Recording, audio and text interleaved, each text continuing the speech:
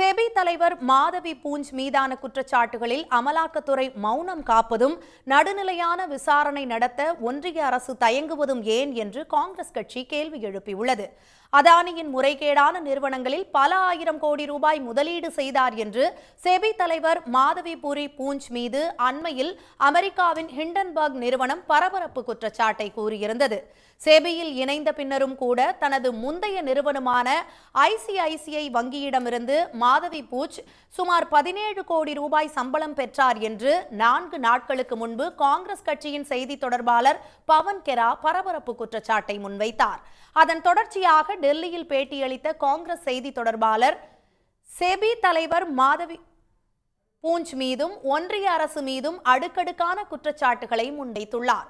கிணறு வெட்ட பூதம் கிளம்பியது போன்று ஒவ்வொரு நாளும் மாதவி மீதான புகார்கள் வெளியான வண்ணம் உள்ளது என்று குறிப்பிட்ட பிரவீன் சக்கரவர்த்தி, முறைகேடுகளை அம்பலப்படுத்துவோர் மற்றும் சுயமாக இயங்கும் ஊடகவியலாளர்கள் இணைந்து செபி முறைகேடுகள் குறித்து பல்வேறு ஆவணங்களை வெளியிட்டு வருவதாகவும் தெரிவித்துள்ளார்.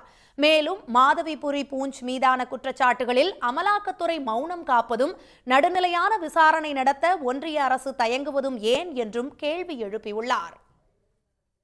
Is it not in the national interest to conduct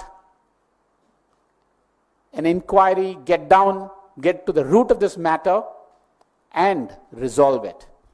In fact, that is exactly what we have done as a country. Remember the Satyam scandal which rocked the markets? That's exactly what we did. And there have been other such scandals.